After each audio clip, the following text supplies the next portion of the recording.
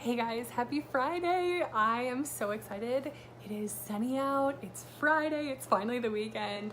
I'm thrilled. And I had coffee this morning. So if I seem like I'm on 10, it's because I am. Like, I'm so amped today. I'm so thankful. Oh, I have this weird, I'm just going to scoot a little bit. There we go. All right. This is going to be quick as always. You guys know I want to make the most of your time. And I have a call with my team after this. So this is going to be really quick, but I wanted to share with you 3 scheduling hacks that Ben and I personally use. Hey Becky, good to see you. I hope you're enjoying this weather too. That Ben and I use to make our marriage a top priority, because honestly, we are big on priorities around here. Our priorities may look similar to yours. Ours are God, marriage, kids, and then business. So, or church or service, whatever it is. We really believe that that is what God has called us to.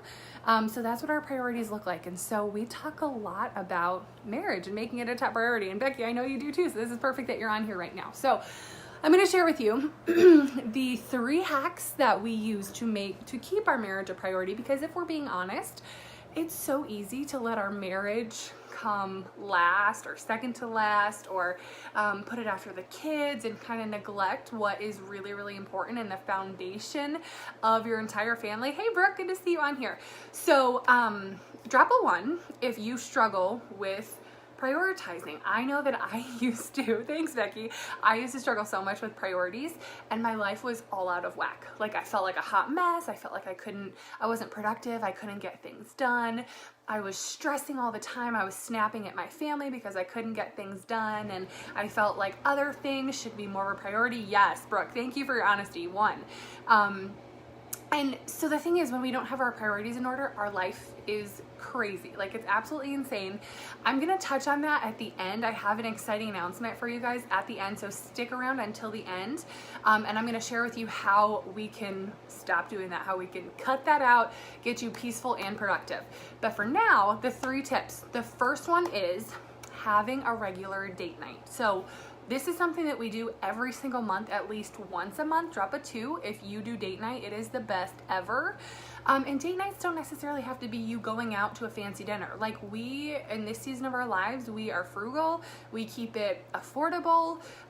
We don't necessarily go anywhere fancy. Like, it's not like we go out to dinner. Yes, Becky's dropping all the 2s. It's so refreshing to just have time with the 2 of you. And sometimes this, for us, we love and we are so blessed and refreshed when we get out and then come home.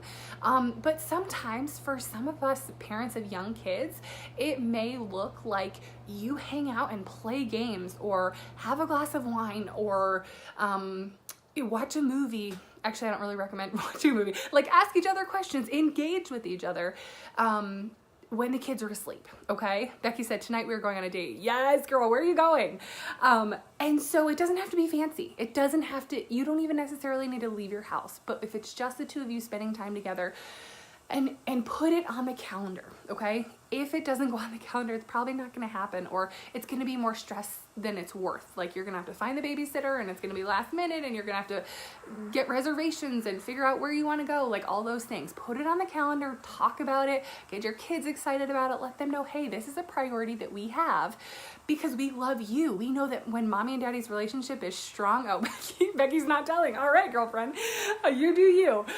When mommy and daddy's relationship is strong, our family is strong, right? Like, we talk to our kids about it. So have a regular date night. Hopefully you guys knew I was going to say that because I talk about date night all the time, and schedule them in, get alone with each other, whether it's at home or outside. All right. Second thing, keeping a schedule for our family, like actually creating a schedule. It doesn't have to be scary. It doesn't have to be complicated, but actually creating a schedule for our family and sticking to it allows us to see, okay, where are we spending our time? Are we really living out our priorities, okay? Putting something on paper or even on Google Calendar just so you can see, okay, here's how we're spending our time. Maybe we need to spend a little bit less time like serving in church, which I know is super taboo, but we can overextend ourselves in church or school or all these places that look really good, and they are really good. But if they're out of order and our priorities are not in order and we're spending more time volunteering at school or at church, everything's gonna be out of whack, okay? So make sure that you have a schedule, keep a schedule. Don't be a schedule Nazi. Don't, like punish your kids if they don't stick to the schedule. Be gracious, but having some structure will be so, so helpful. Hey, you guys, it's so good to see you all on here. By the way, if you are watching live, please let me know that you're here. If you're catching the replay, type replay so I can say, hey.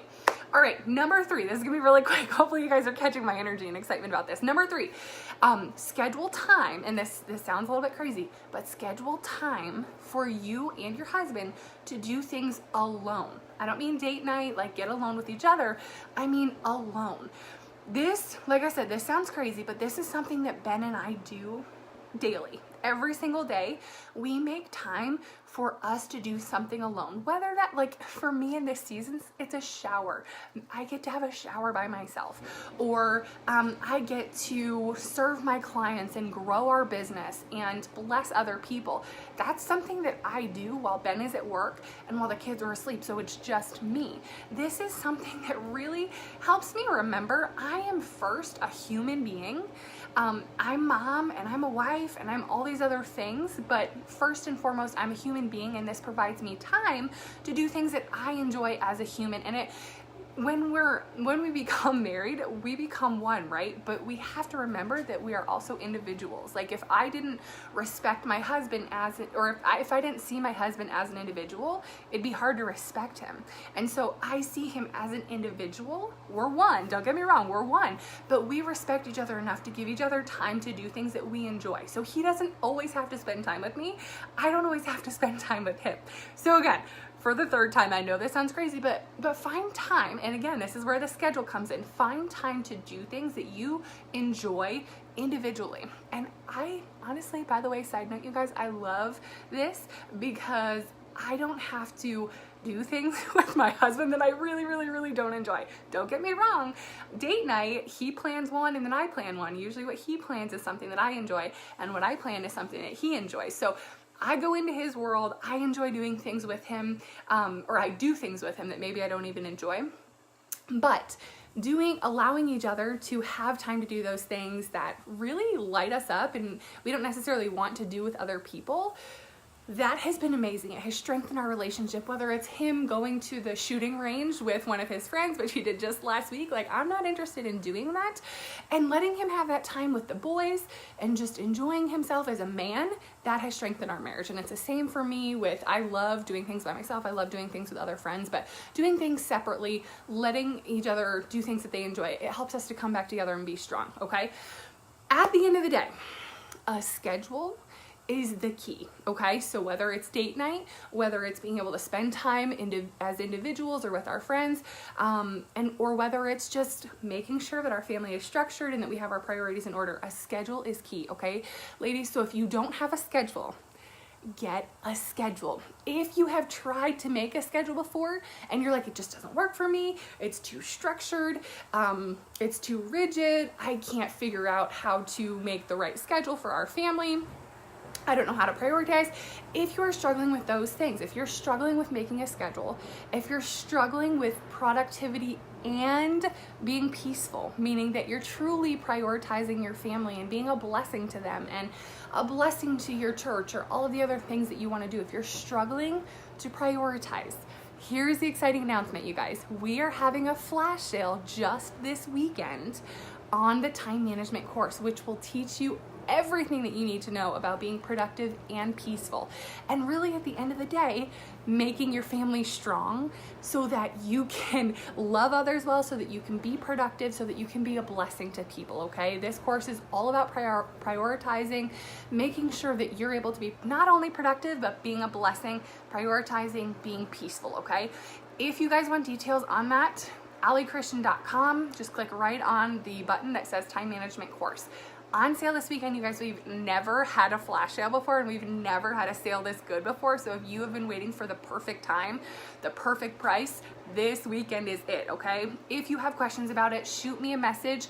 Let me know. I will always be honest with you about whether or not this course is right for you. I will never tell you, yes, this course is right for you if it's not, okay? So if you have questions, if you're wondering if it's right for you, shoot me a message. I would love to chat with you, okay? All right, guys, hopefully this is helpful. It was a little bit longer than than I was hoping for, but that's okay. I love you guys. I will chat with you soon. Bye.